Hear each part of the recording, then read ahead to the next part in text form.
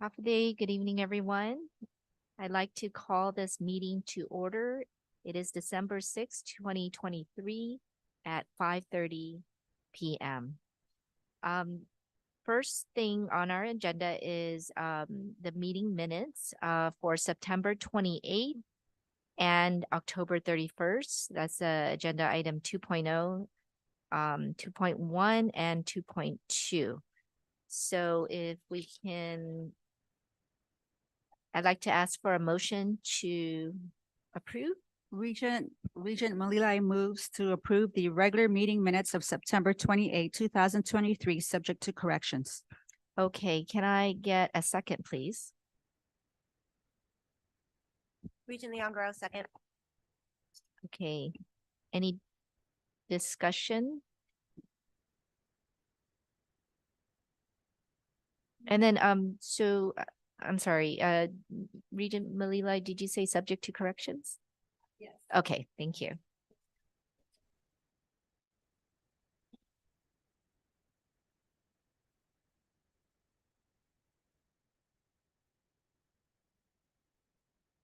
Yes, and then there's a couple other areas, 7.0 subject to corrections, and just the grammar and some other places. So if there's no other discussion, I'd like to call for a vote. All in favor, say aye. Aye. Aye. Any opposed, say nay. Okay, I hear none. Any abstentions? Okay, so motion carries. Thank you. All right, so we're going to, yes. Oh, I'm sorry. Special meeting minutes of October 31st. May I have a motion? This is Regent Diaz. I move to approve the special meeting minutes of October 31, 2023. May I have a Subject second? to correction. Regent Hollowa seconds the motion. All right. Any discussion or corrections? If not, I'd like to call for a vote. All in favor, say aye. Aye. Aye. All opposed, say nay. Any abstentions? Okay, ayes have it. Motion carries. Thank you. All right, so the next agenda item is 3.0, chairperson's remark. And I want to just welcome everyone. Have a day and good evening. Welcome to our December regular meeting. I hope everyone is well, and we really want to say we really appreciate the community support for the university. The staff and faculty's dedicated work, and just are working together to keep the mission of the university and just keep moving forward. We really appreciated the efforts on the investiture ceremony. It was very special for those of you who were there. It was just, that was the first time I went to an investiture, but I have to say it was very special, and I really commend the committees and all the staff and faculty that put that together. Really appreciated that, and I'm sure our new president, Dr. Enriquez, really appreciated that too. There was also a couple of events leading up to the investiture, which was the Triton Fest, led by the 62nd Student Government Association, and also the Graduate Program Recruitment Fair that was held on October 29th, and the Triton Fest. I'm not sure when, but it was leading up to the November 14th investiture. We're really looking forward to the next commencement that is for December 17th, and we have about 210 students. That's a lot of students, so we're really excited about that, and really excited for these 210 individuals to go out there into the workforce, because we definitely need them, right? So Also, I'd like to acknowledge all those who contributed on the hard work leading up to the groundbreaking ceremony of the Weary, and also the Margaret Paris Hattori Uchima School of Health Nursing Annex. And that was held on November 20th. And we're really looking forward to another exciting groundbreaking. There's a lot of groundbreakings this year, and we're so excited about that. And it's for the School of Engineering building, and that's going to be on December 15th. We, invite all the regents and everyone to come to that groundbreaking. Also, I'd like to give out a special thanks to our Regent Provito, and a very special thanks because she has been so willing to be the chairman for about 2.5 years. We usually change out the chairmanship for every year, but she was so gracious to go ahead and continue that for that long. And I believe that this might be her very last board meeting. So we want to just thank you very much for all your hard work, dedication. We know as board members, there's a lot of work involved, and it's such a very important work. And so we want to thank you for using all your talent and skills to contribute to the university. Thank you so much. Let's give her a pause.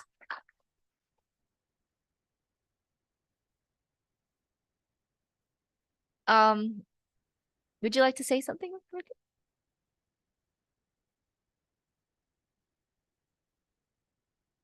Testing. Is that working? Yes. Oh, okay.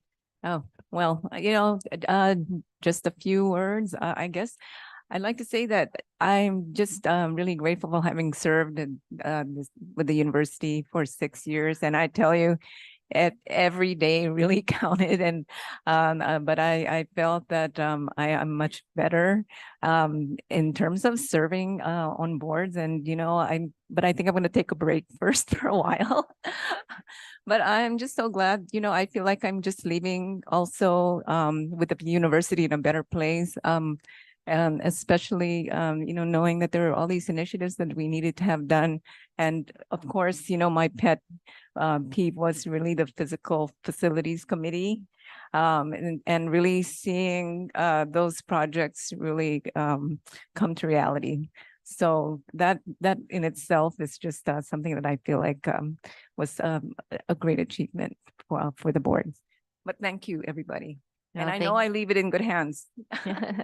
Thank you so much. I know you're a huge part of the physical facilities committee with your, with being an architect and just all your institutional knowledge on that, that industry. So we want to thank you so much for that.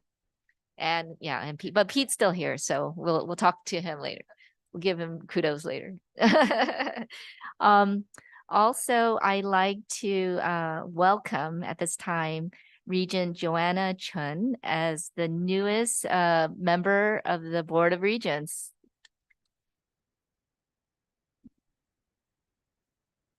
Her appointment filled the seat of Regent Bernie Valencia, whose term is up in February 2028. So, we already, okay. So anyways, I was going to say, please join me in welcoming, but I already did that. So, but thank you so much for joining us. We're so excited for you to be contributing Regent in our in our board, and we welcome you. And would you like to say a few words? Thank you, everyone. I've been looking forward to today. This is a long time, it took me 20 years to move home.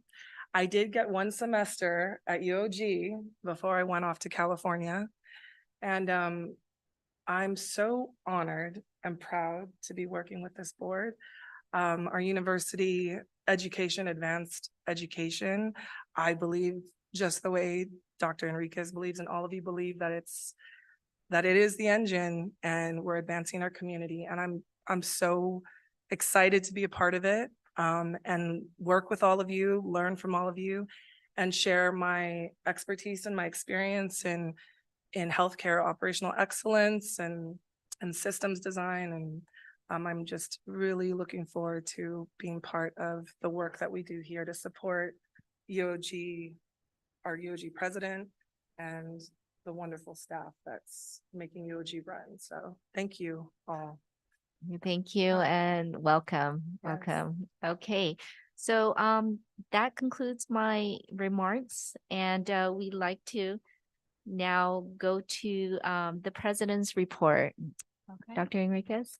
Good evening, half a day, Madam Chair, Regents, and members of our audience, and a warm holiday greetings to all of you. And in the spirit of Thanksgiving, in the spirit of gratitude, I also want to express warmest gratitude to former Chair and Regent Lisa Pervito. Thank you so much. She has always been present at our convocations and our spring assemblies, and her message, your message has always been very thoughtful and certainly very inspiring. So that coupled with the work that you've done in the committees are greatly appreciated. So on behalf of a grateful university, we express Sindangulu Messages Masti for all you do. And we will miss you on the board.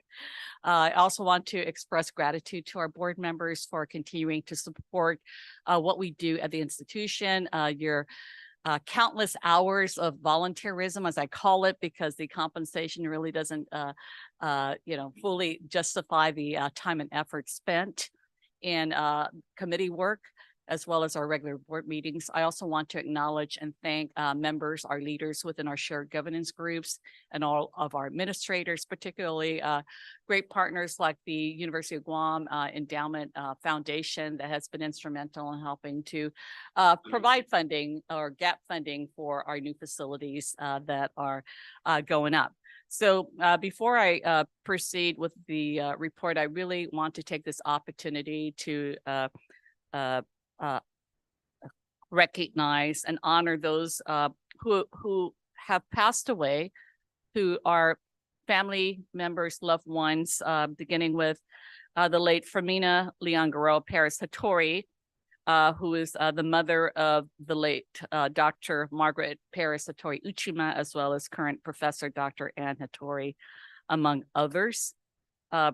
We also saw the passing of the mother of Peter Barcinas, who is our interim associate director of the Cooperative Extension and Outreach at CNAS, the late Dolores Lilling Regis Barcinas, our beloved and whom I refer to as our rock star scholar, Dr. Donald Rubenstein, professor of anthropology, public health and micronation studies, who is also former director of the Micronesian Area Research Center, and also former U.S. District Court Judge John Sablan Umpinko.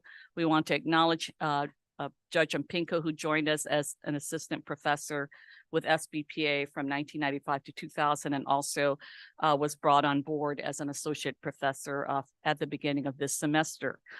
Dr. Paul Fleming, who was with the College of Liberal Arts and Social Sciences, he passed away in September of this year. The late Dr. Lorraine Constant Yamashita, who is the widow of our first president of the University of Guam, the late Dr. Antonio Yamashita, also the mother of Dr. Velma Yamashita, the director of the Isla Center for the Arts, as well as Dr. Aline Yamashita, former senator and former associate professor.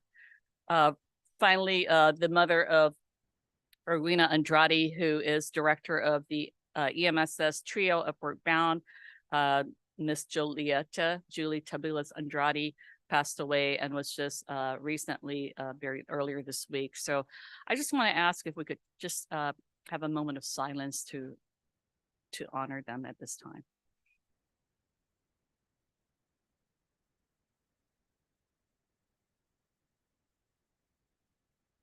And again, our condolences to the family members of their late loved ones. A lot of transformation, and of course, hellos and goodbyes, beginning with Dr. Rachel Leon Guerrero, who was recently appointed as Dean of the College of Natural Applied Sciences. We want to congratulate her for taking on the helm. to replace Dr. Lee Udine, who has assumed the interim role as Dean of the School of Engineering and who will soon be retiring. So Dr. Leongaro, welcome to your new post. So her position was vacated at the Office of Research and Sponsored Programs. So we welcome as interim Vice Provost, Dr. Pamela Peralta. Dr. Lawrence Camacho has been elected, or I'm sorry, hired to be the new CNMI Commissioner of Education. And his term as Dean of EMSS expires at the end of this month. We want to thank Dr. Camacho for his service over the past 5 years and being instrumental in transforming the whole student experience. So we're grateful for him. But we have reminded him that he is not going away, and he is a forever Triton ambassador who will be instrumental in recruiting students from the CNMI high school. So we're looking forward to that. And of course, Dr. Lee Udine has held down the fort since the retirement of Dr. Shiram Khosrapana, and instrumental in helping lead the team over at School of Engineering for the ABET accreditation review. Dr. Udine was also instrumental in helping to seek a replacement. And so we're looking forward to the visit of a prospective dean candidate with his wife sometime next week. That individual will be invited to the groundbreaking ceremony of the School of Engineering. So we're looking forward to meeting him, and hopefully he and his wife are convinced to remain with us. Don't forget to visit the Isla Center for the Arts this evening. They have launched the faculty art exhibit over at Dean Circle, which begins at 5. So please take the opportunity to go visit them. Excited about the new $5 million grant received through Dr. Romina King, Associate Professor Geography. This USDA grant to work with forestry managers and farmers to produce commodities using more environmentally friendly and sustainable practices. The Chamorro Studies program received a $900,000 grant from the Mellon Foundation to help revitalize Chamorro language and culture. And the Teagle Foundation has recently awarded the College of Liberal Arts and Social Sciences a $300,000 Knowledge for Freedom grant that will help bring low-income high school students to UOG for an intensive summer program in the humanities. The MPA students hosted the Great Vape debate recently, and so we're looking forward to possible exciting things come out with regard to policy and other kinds of opportunities for for discussion. As you know, the university held its groundbreaking ceremonies, and we're looking forward to the groundbreaking ceremony within the next week, as well as one in January. So thank you to Mr. Sergeant Ballinger and those Glenn Leongaro, others within the facilities and maintenance team, as well as Regent Regent Pete Diaz, as well as Regent Previto, and everyone else surrounding everything that took place in order to make this happen, including, of course, the Endowment Foundation, Kathleen Morlin, and many others. Very excited to share that we have recently signed 2 MOUs, one with the Naval Facilities Marianas to provide 20 paid internship opportunities in the summer, with an opportunity to segue to part-time employment beginning the fall, and hopefully into full-fledged employment. So that's the second MOU is with Cabris Marine Corporation, who's also interested in attracting 20 interns in civil engineering, as well as other disciplines with NAFAC-MAR, primarily it's civil engineering. So we're very excited about that. A new MOU is signed with the National Taipei University of Nursing and Health Sciences in order to collaborate on opportunities and share goals for future nurses. We also hosted a roundtable on 3D printing in construction recently. And so we're excited about the possibility of engaging in innovative practices, transfer knowledge, transfer technology, looking for alternative and more affordable means for construction. So we're excited about that. It's in concert with the School of Engineering, as well as the Guam Economic Development Authority, among others. The UOG Guam Micronesia Geriatrics Workforce Enhancement Program continues to offer online programs, of course, caregivers, others who are interested in learning more about caring for loved ones, those with dementia and so forth. So those workshops continue through federal funding. So the UOG Theater held performances on the Tony Award-winning play Next to Normal. So congratulations to the College of Liberal Arts and Social Sciences for that. And Triton Athletics Awards, we awarded to 21 student athletes. Very excited about that. And congratulations to our Vice President, Randy Wiegand, for being inducted in the Triton Athletics Hall of Fame, in addition to Professor Rollins and Nicholas. And so we just want to extend kudos to them. In the spirit of sustainability and certainly working towards a new strategic plan, the Tulis Montana strategic plan, which we will basically replace these soon to be sunsetting Parahula strategic plan. And this is all about sustainability for Guam, aligning sustainability efforts for Guam, as well as the rest of the region. And so we're looking at strengthening, actually stabilizing, strengthening, and growing. And so within that particular context, we're looking at some transformative recommendations to our board, which will include a reshaped organizational chart.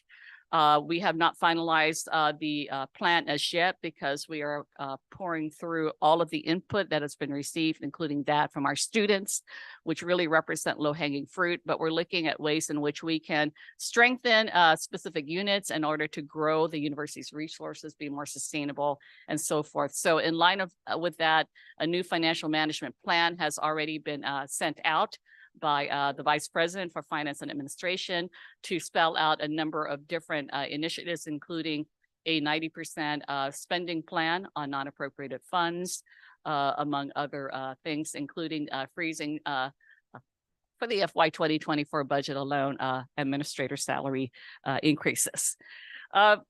So we're looking forward to be able to take that to the board sometime in February. And we're excited because at the same time, we're also going to be unveiling the new University of Guam Capital Campaign program. And with at least a couple of main initiatives that to grow funding for growth initiatives as it relates to infrastructure, facilities, and related expenditures, as well as college affordability. And so we're excited about what that will entail. We look forward to inviting Regents who want to be part of that conversation. And of course, we're just excited overall. A ribbon cutting will take place tomorrow morning at 10 o'clock for the new UOG Cafe Sirena. And of course, if you haven't been there to visit, it is a wonderful, wonderful, it has a wonderful array of food as well as beverages. And we're just happy that we're able to help close the gap with regard to food security and so forth. So if you happen to be in the area, please stop by, and we look forward to that. So aside from that, at this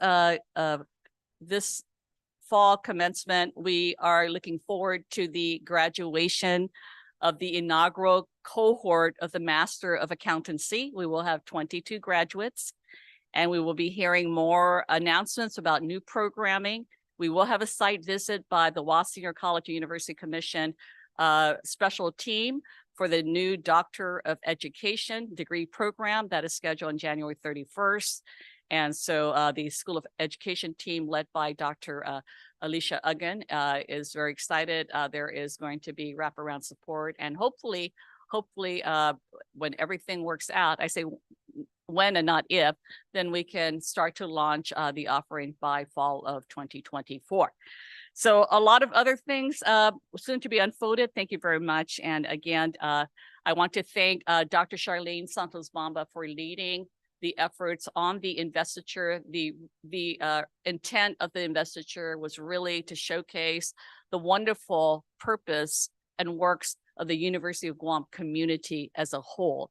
And it was a reminder to our community as a whole that what we do as both a land grant and sea grant university that also has a space grant program is aligned well with the relevance and certainly the needs of our island as well as our region. And the feedback that we've received has been very favorable. And so with the Board of Regents, our administrators, our students, our faculty, other members of the university community, our staff, we really make a good team. So I want to just thank everyone at CGS Masi. But I also want to recognize those faculty members who have been approved by the board at the previous meeting for tenure. So with us today, we do have Dr. Hongju Oh, who is a professor of mathematics. She is present here. I want to thank her and congratulate her.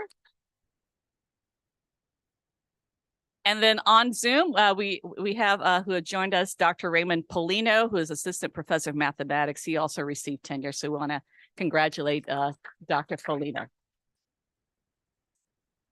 And Madam Chair, that concludes my president's report. Thank you. Thank you. A lot of Madam- exciting things. Oh, Madam Chair, I just want to announce that representatives from the Attorney General's office are here. We have Deputy Attorney General Joe Guthrie, as well as Assistant Attorney General Graham Botha. I'm sorry, can you repeat the last person? Assistant Attorney General Graham Botha. My understanding is that the Attorney General will not be personally joining us this evening, but these are his designated representatives. Okay, well, thank you so much. We welcome you. So with that, thank you, Dr. Enriquez, for that report. It's a lot of exciting things happening. I really am excited about the doctorates program. That's history made for the university. So excited about that. Thank you. So I'd like to ask if we can have a motion to move, since we do have the representatives here from the AG's office, if we can move and take item out of order from our agenda and move 5.6, item number 5.6 to up to the top of the agenda before the first committee meeting. Can I get a motion, please? Regent Naholua makes that motion. Okay, great. And do I have a second? Second. Okay. All right. So with that, I'd like to call for a vote. All in favor, say aye. Aye. Aye. Any opposed? Say nay. Any abstentions? Okay, I hear none. So, okay, ayes have it and the motion carries. Thank you very much. So I'd like to call on Mr. Guthrie and Mr. Botha. Welcome. Thank you for attending.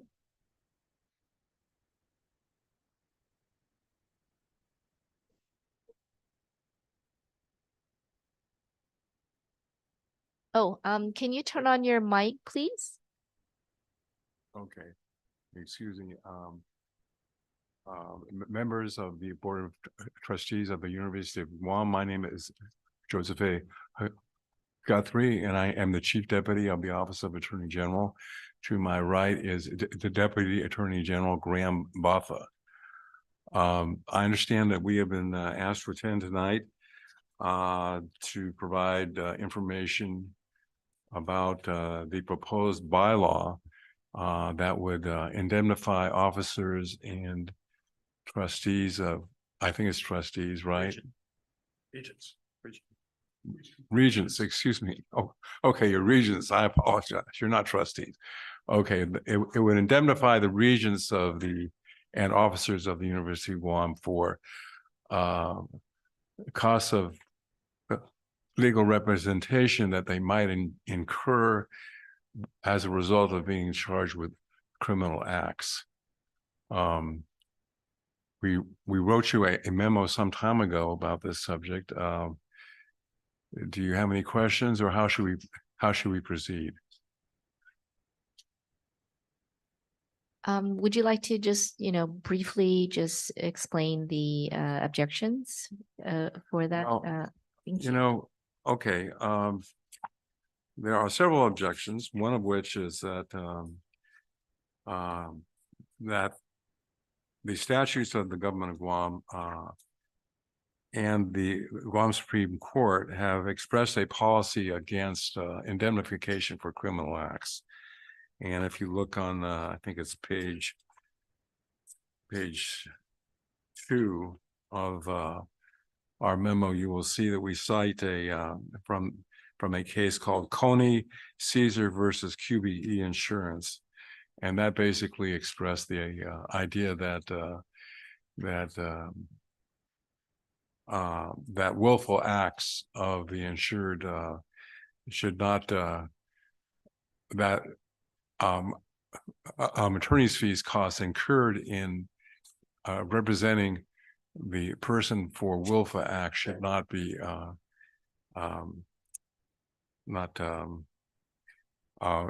indemnified by the university, or at least the plaintiff in that case. As I was preparing for this meeting, I looked through what we had done before, and it occurred to me that another reason to object to indemnification for illegal acts is that the bylaw that is proposed has no consideration. And by consideration, I think some of you are familiar with the idea, but generally consideration in contract law requires that in order to get a promise, you have to make a promise. Like if you have a contract with someone and then you amend it in only one party's favor, that's what's called lack of consideration, and that kind of contract is void. And what is proposed here is basically a goodie to officers and officers and regents of the university in the form of indemnification for criminal acts. If you had included language, saying something to the, such as that we are extending indemnification in exchange for directors, or not directors, but regents and officers agreeing to serve for 5 years, that would be another thing. That would be, a promise for a promise. But what we have right now is we just have a one-sided promise, which is not enforceable in law. So that's just another idea. It's important that you have these bylaws enforceable, and courts have held that bylaws are enforceable under contract law. So does anybody have any questions? Is there any questions? If not, yes, but yeah, before we'd like to ask our general counsel, Mr. Camacho, to say a few words. Thank you, Madam Chair. So generally speaking, the Attorney General's arguments to the contrary. UOG, as a public corporation, has specific statutory authority that authorizes it to make the amendment to its bylaws. Generally, a corporation shall have the power to indemnify any person who was or who is a party or is threatened to be made a party to any threatened, pending, or completed action, suit, or proceeding, whether civil, criminal, and I repeat, criminal, administrative, or investigative, other than an action by or in the right of the corporation by reason of the fact that the person was a director, officer, employee, or agent of the corporation, against expenses to include attorney's fees, judgments, fines, and amounts paid in settlement actually and reasonably incurred by the person in connection with such action, suit, or proceeding, if the person acted in good faith and in a manner the person reasonably believed to be in and not opposed to the best interest of the corporation, and with respect to any criminal action or proceeding, had no reasonable cause to believe the person's conduct was unlawful.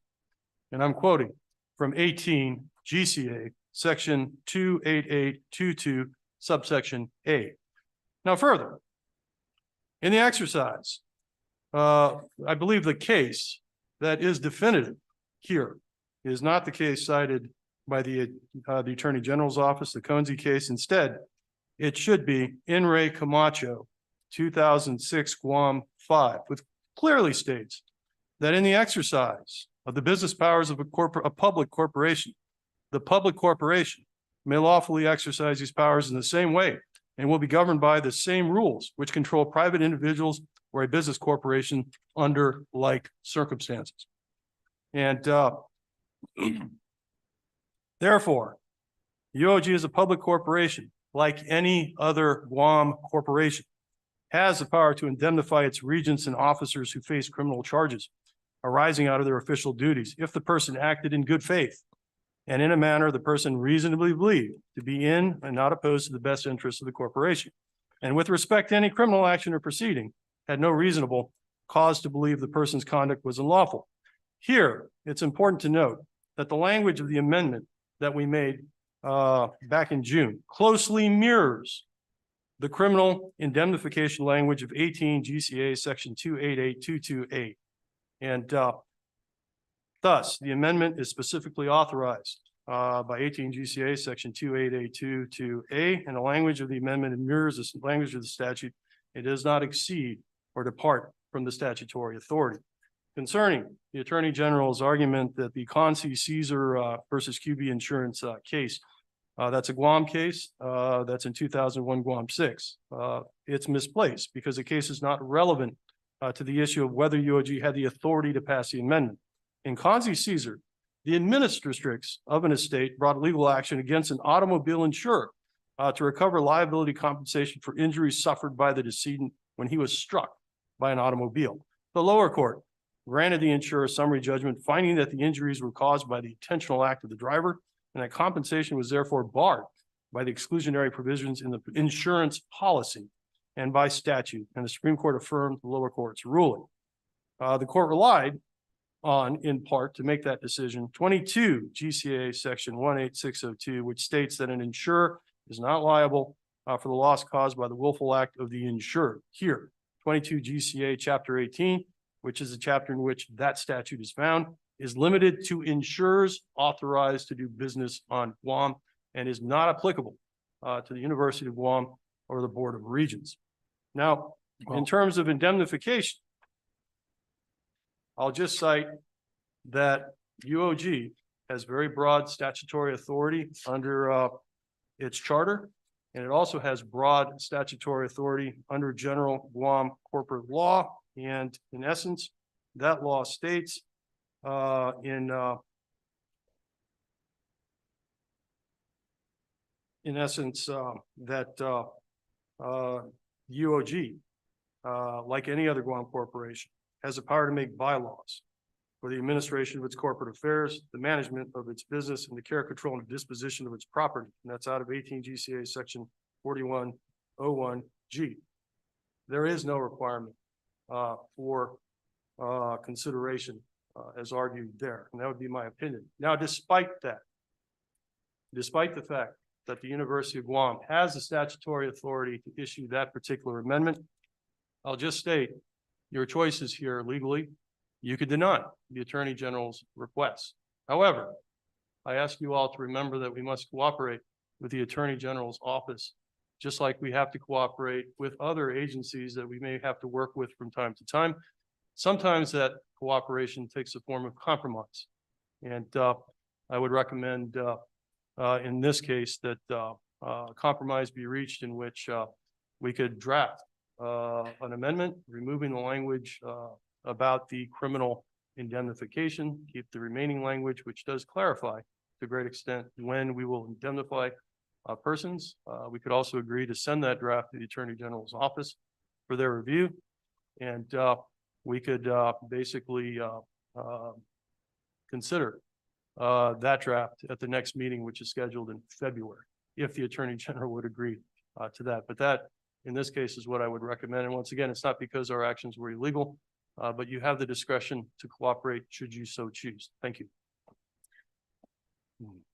Thank you, Mr. Camacho, for that. And I'd like to thank the AG's office for appearing here and speaking in regards to this issue.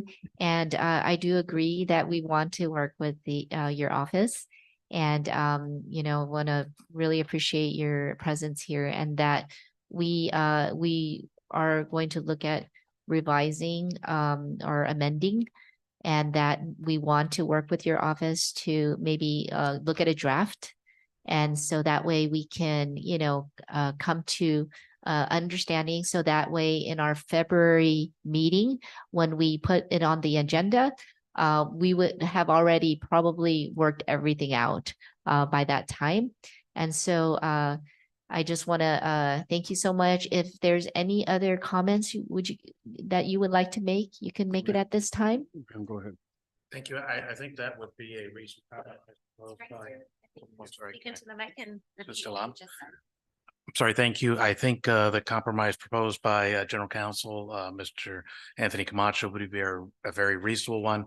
I think the AG's concern about this was just that if there were, I mean, it says any crime, and so we're concerned that if there would be something that would be really bad, that that they would be entitled to indemnification. But I think a compromise would be in order, and that would certainly like to look at the draft. But that would be something that would address the concerns that the AG's office had, and because it doesn't say what crime, it just says any criminal proceeding, and not that we would expect the Regents or anyone else to commit a crime, but should they do so, we would just have concerns about that indemnification. But I'm sure we can work with General Counsel Camacho to come up with a resolution that should address the concerns and needs of all parties here.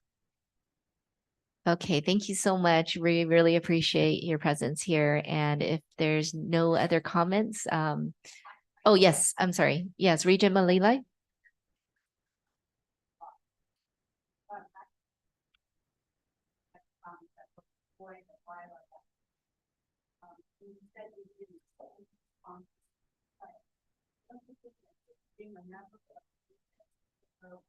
Where we have responsibilities to the community and to the University of Guam is a promise on our part. So I don't quite understand how that would be a one-sided promise when we have promised Yeah, I understand. something from us. Well, I understand what you're saying. That's what we call in the law a pre-existing duty, meaning that you guys are already obligated to do what you do under under the statutes and so forth. So this would be adding something in favor of you, but there has to be something in favor of the university. I just suggested, as an example, maybe signing up for 5 years or something like that, but that's just an example. But you're already under duties, and when you amend a contract, there has to be mutual consideration, not just judgment on one side. But anyway, I know what you're talking about and I understand it, but and it's a very intelligent question, but So you're saying we just have to add that to maybe the draft, that there is an exchange of promises? well, I think Mr. Camacho and I are going to have to talk about this, but I am concerned about, because you want to have provisions that are enforceable. I mean, when this comes up, if somebody is asking for indemnification, someone might come in and say, well, there was no consideration for that amendment. So, it's something that I believe needs to be addressed, but we can talk among ourselves. Okay, thank you so much. Any other comments? Okay, if not, thank you so much for coming, and we appreciate your presence. Thank you very much. Thank you.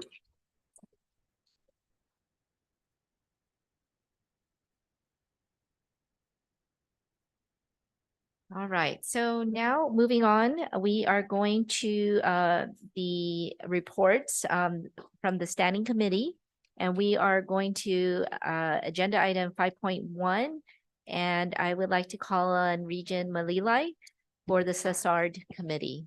Oh, okay. Thank you, Madam Chair. Good evening. The regular meeting of the Student Affairs Scholarship, Alumni Relations, and Honorary Degree Committee met on November 8, 2023 at 1:22 p.m. in the President's Conference Room at the University of Guam. The quorum was present. One resolution 23-36, relative to approving the Phanachana 2023 commencement graduate listing was introduced. Regent Malilai moves to approve this resolution. Okay, we have a motion. Do I have a second? Regent Diaz, second. Okay. We'd like to ask for any discussions? Well, the graduate listing was distributed to all deans and associate deans to review, who in turn shared the listing with the faculty, the appropriate faculty members. And of course, this listing may change as we get closer to the graduation or commencement, which is on December 17. Of course, you can see with all resolutions, it has been through the review process and leading to the endorsement of Dr. Enriquez and Dr. Bomba. Just on the aside, the graduation data that you have in front of you was also attached to the listing. And if you look overall, the number of students graduating is slower than last year. Of course, this is a concern with all other universities, not just University of Guam. So it comes to the question of what exactly is the University of Guam doing? How can we improve the retention rates, college affordability, and accessibility? Brief discussion ensued during our meeting. Dr. Sabamba, Dr. Enriquez, Dr. Camacho, and Mark Duarte had some input. And this decline in retention rate can be attributed to financial need. According to Mr. Duarte, there has been a decrease in Pell Grants, about 1 million from COVID or about 2018. And so he's hoping that with the more availability of the Pell Grants, with the new FAFSA forms that are coming out that I've noticed from other colleges, hopefully that will increase the financial aid for our students. Also, the retention efforts impacted the budget cuts from the legislature for the SFABs were impacted about 240 students. And these would be like the Regents Scholarship, ROTC. I think there's a Marine graduate type program also involved, as well as the sports scholarship. However, Dr. Enriquez said that 21 students have received these scholarships. Also, besides the Pell Grants, the EMSS, which is Enrollment Management and Student Success, have been trying to educate the students as to the availability and the improvement of resources like the mental health programs. They have a customer service training that's going on, and the Triton Advising Center has moved to a new location where it's more visible and a larger space. The advising center moved from the FAO to, I think, the EC building. And so hopefully students will avail themselves of the resources that are there. And that concludes my report. Thank you, Regent Malilai. If there's no other comments, I'd like to call for a vote. All in favor, say aye. Aye. Aye. All opposed, say nay. Any abstentions? Okay, I hear none. So the ayes have it and the motion is passed.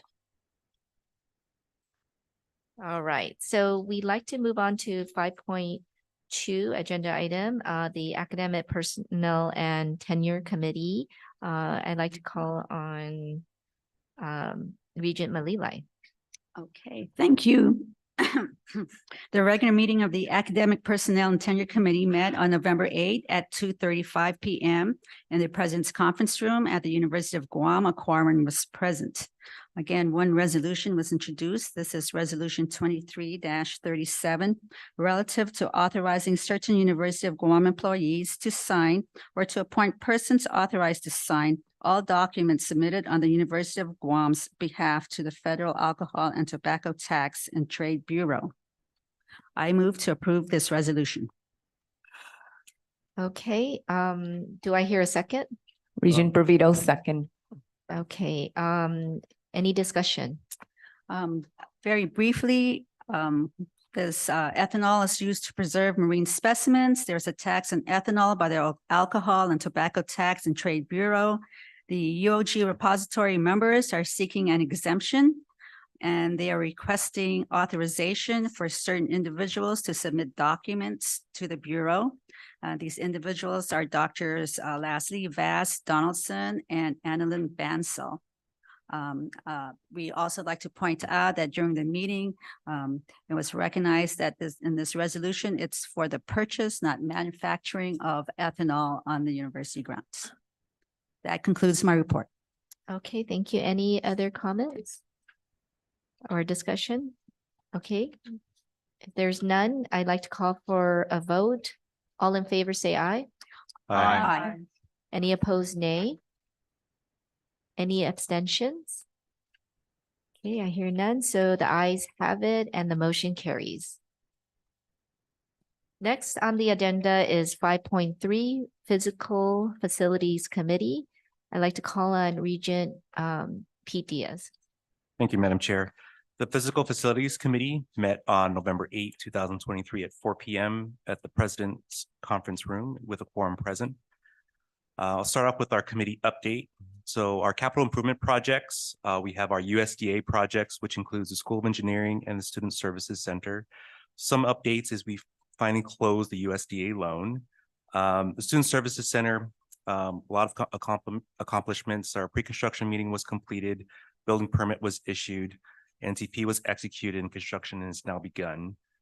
School of Engineering, this 100% design has been reviewed. There's some updates where UOG has to provide an additional pump to ensure that we have proper water flow and pressure for fire protection. This work will be concurrent with the School of Engineering construction. Building permit is in process for the School of Engineering. And as you mentioned earlier, we have a groundbreaking for the School of Engineering scheduled on Friday, December 15th at 9 AM. For our US EDA projects, that includes the Wary and School of Health Annex. NTP was issued and a pre-construction conference was held. The building permit is in progress. Both buildings are to be constructed by one contractor. The groundbreaking ceremony was held on November 20th, as was mentioned before. It was well attended. We had several board members represented. We had various members and stakeholders present, including the family members of the late Margaret Perez Hattori Uchima.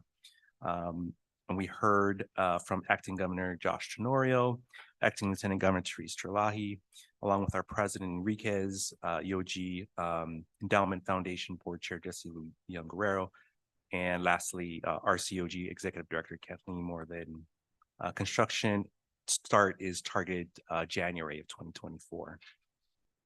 So a lot of good things happening with the capital improvement projects, and I look forward to our FMS team to making sure that we keep our construction projects on budget and on time. So looking forward to that. We do have cost reduction projects, and we're working with Siemens on that. So phase 1 project updates. We are replacing indoor lighting with LEDs, about 80% complete. Our remaining buildings scheduled for changeouts include the RFK Library, dorms 1 and 2, admin, and field house. We're putting some building automation in the School of Business and Public Administration building. That should be completed by this month. And then the installation for School of Education will begin this month as well. We have installation of solar panels as well at the SBA building that should start and completed already. We have solar panel repairs going on. We're anticipating completion in December as well. We have water conservation going on at the university at 20 buildings.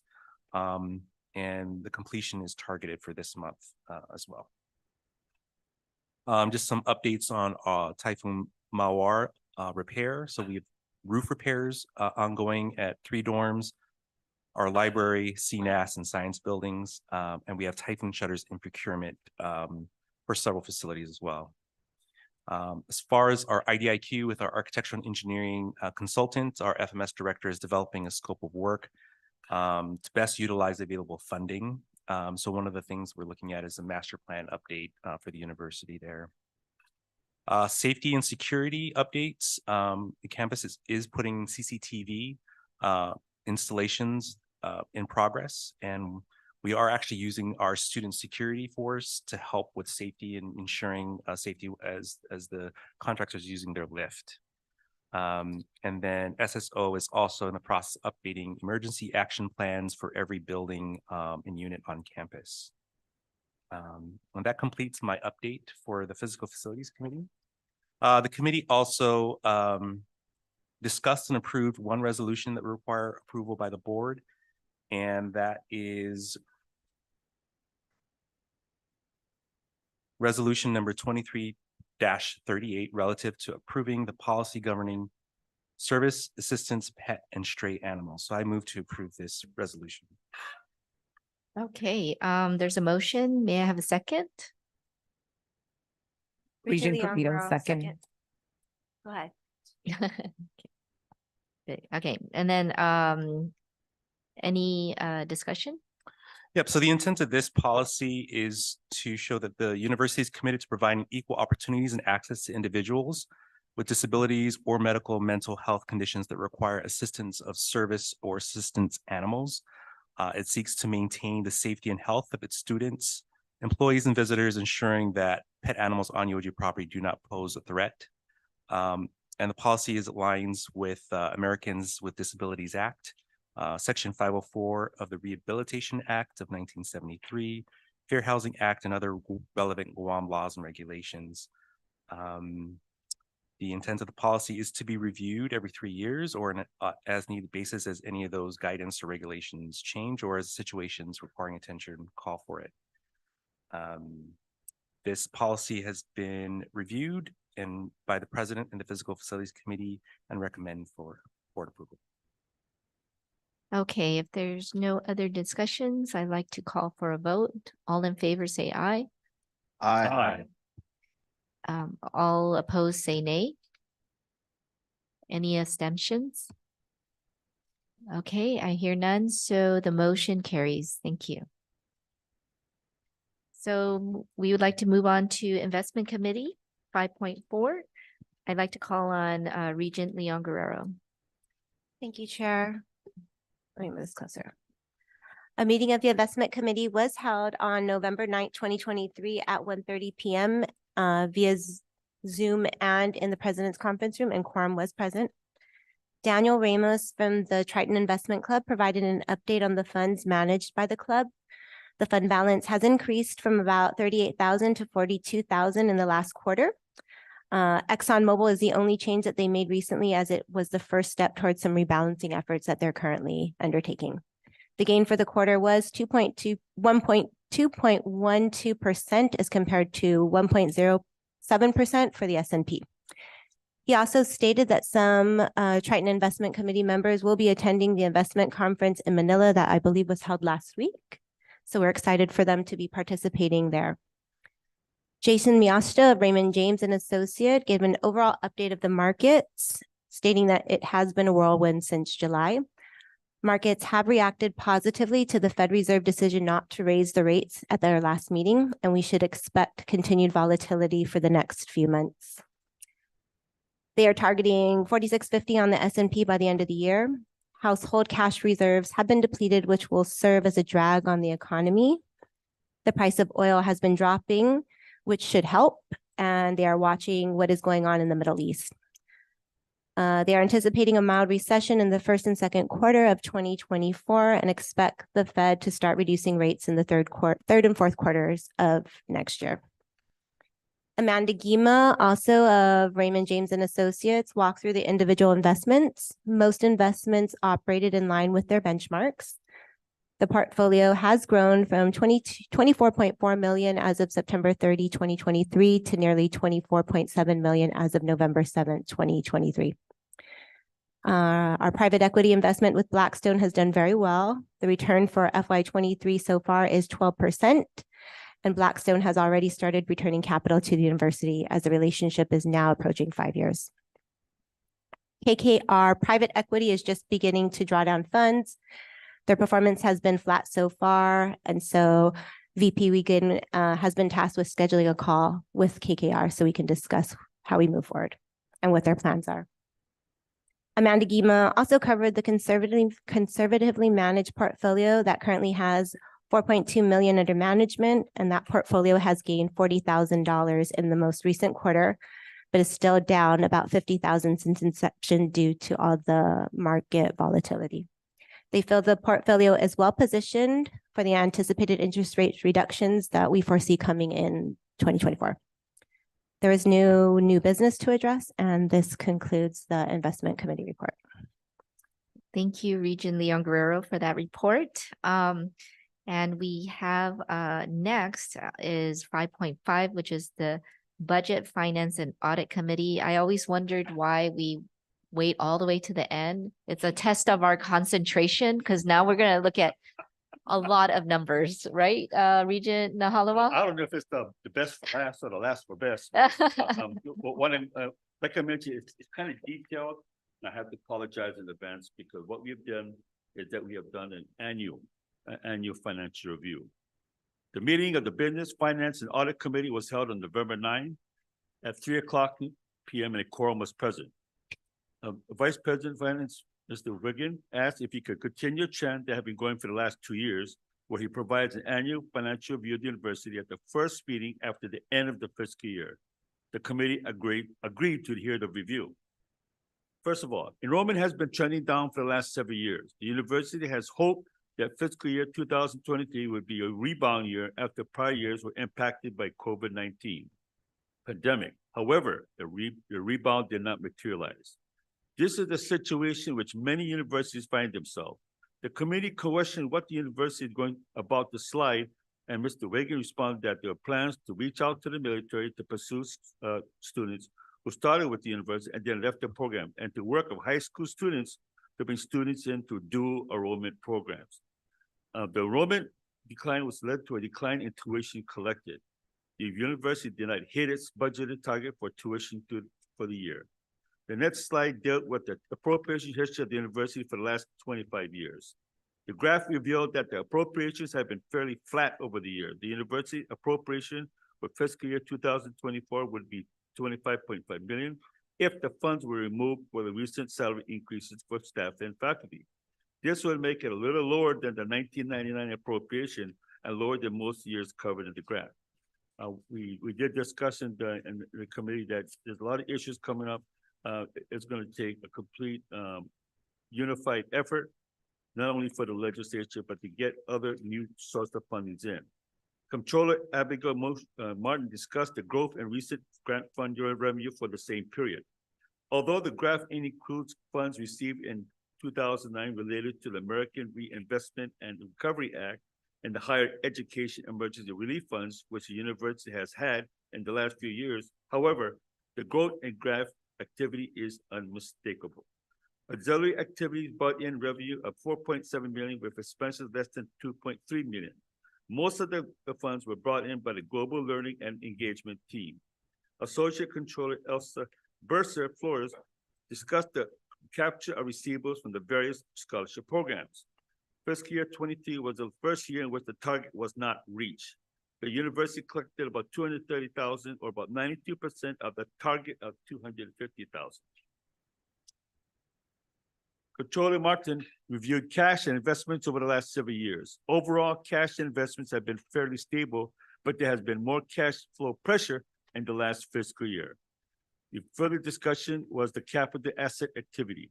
It is healthy for capital assets to grow as it shows funds are being reinvested into buildings faster than they're being depreciated. Unfortunately, the history of university that capital assets have been declining. The fiscal year 22 financials showed the impact of the Guam Agricultural Repository on the books. over the next few years, 4 additional buildings will be added to the capital assets. Controller Martin discussed various expense groups which have remained fairly low level over time. Discussed the results of the recent insurance procurement. The cost of UOG's insurance policies increased from $749,000 in fiscal year 2022-23 to $848,000 in policy year 2023-24. Okay, most of the increase is related to the Typhoon Mawar situation, and the university does expect those trends to downward in the coming years. Further discussion with the 6.2 million insurance and FEMA claim, and discussed problems claiming the loss of fish and shrimp stock at the hatchery. The front slide was on profit and loss, reflecting an estimated 6 million loss before audit adjustments. Noted that the tuition revenue was less than budgeted and utilities cost increased significantly for the period, which was a double whammy against that affected the university. The first agenda item that was not covered by the presentation was the procurement and transaction report. Mr. Wagon said most of the contracts are normal, software, license, insurance. However, the largest expense is the $22 million contract for the construction of the new Weary building and the new nursing annex. The next item was the Siemens project, which is nearing completion. The building envelope ceiling is nearly completed. The LED light changeout is nearly complete. The water conservation projects are nearly completed throughout the campus, and the solar panels have been installed on the roof of the SBPA building. The project is expected to be completed by the end of the year. The result is that it will lower down the operation costs and will help out with the budget situation. Finally, to provide an insurance update to the committee. The board delegated the approval of insurance contract to the president a few years ago, but requested that a report be made to the insurance policies are in place. The university remains as a shareholder in the risk retention group, which is United Educators. More Insurance won the insurance contract for the university to include property, terrorism, crime, and auto liability. There has been no changes to the university's self-insurance programs. One item I have before the board is the new business is the authorization of write-offs of certain accounts deemed to be uncollectible. This is in the form resolution number 23-39, relative to the authorization to write off certain accounts that have been determined to be collectible. I'd like to make a motion to bring this to the floor. So moved. Okay, so I have a motion. Do I have a second? Second the motion. Okay, any discussion on that? Yes. Okay, we have the university has determined the amount of 24,023.64 they're written off.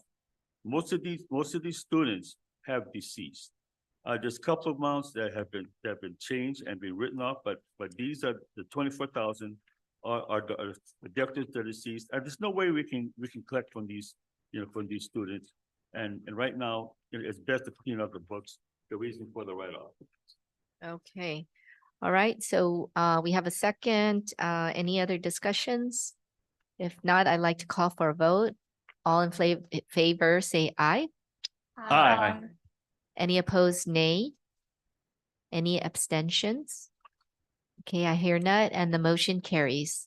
Thank you. That's the end of my report. I forgot to use my gavel, so I'm gonna do this several times for all the times I didn't use it. Okay, well, so now we'd like to move on to the Endowment Foundation update. Do we have anyone from the endowment? Yes, Katrina. Okay, great. Have a good day. Today.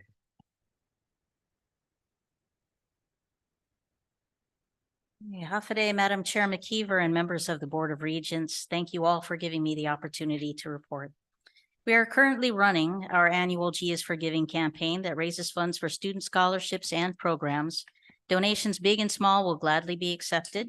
Donors of $25 or more will receive a G is for Giving t-shirt while supplies last, and will also have a chance to win prizes during a raffle drawing at year end. So if anybody is interested in making a donation, I've got our signature green envelopes. Be happy to pass them out to you after today's meeting. You can also support this campaign by visiting the new Serena Cafe and order a G is for Giving combo or purchase a Triton combo at the Micronesia Mall theaters. A portion of these proceeds will benefit student scholarships as well. The foundation is very proud to support the university in celebrating this wonderful growth on the UOG campus, and we invite you to please join us for the upcoming groundbreaking ceremonies. The School of Engineering Annex will be December 15th at 9 a.m. And the Dr. Lucio C. Tan Student Success Center groundbreaking will be January 10th also at 9 a.m. Foundation is very honored to be conduits for philanthropy from its donors, and we are grateful to the valuable partnership with UOG personnel in reaching out to these donors. It is their passion for their programs that help to draw in further interest from the community. Notable donations and or other payments received in the past few months include $400,000 from the Guam Board of Accountancy to benefit the GBOA Endowed Fund and the John Phillips and Herminia Durkin Accounting Visiting Professors Program. $12,000 was received from Cementon Micronesia LLC to endow the Manana Scholarship and provide $3,000 to be awarded in Funamyakan 2024. Special thanks to President Anita Borja Enriquez for bringing in this new donor's support, as they've also pledged to donate $12,000 annually for 2024 and 2025. Thank you. $10,000 from Ms. Anna Cao to benefit the ALS Taiwan Student Exchange Scholarship. Thank you again to President Anita, Doctors Kwanju Chen and Jeng Hung Liu. And then $10,000 from the World Theater Productions to benefit the Triton Athletic Scholarships. Many thanks to Mr. Doug Palmer for building this relationship. And $8,525 from the Judiciary of Guam to benefit the Regional Center for Public Policy. Thank you, Dr. Gina Rojas. And to sponsor the Rob Schneider Comedy Show in both cash and in-kind donations, $10,000 sponsorships were received from the Guam Visitors Bureau, Choice Broadcasting, Heineken, KUAM, and United Airlines, and $6,000 in sponsorships came from GTA, Cortec, and Trivision Media. As you interact with these UOG employees and members of these donor organizations, please take the opportunity to thank them for their continued partnership in supporting the University of Guam. And this concludes my report. Thank you. Thank you, Katrina. We really appreciate it. You can be passing out those envelopes too. Okay. Okay. Okay. Any other open presentations? Okay. If not, I'd like to call for adjournment, a motion to adjourn. I move to adjourn. Okay, second. Okay. All in favor, say aye. Aye. Aye. Any opposed, nay? Okay, adjourn. Thank you.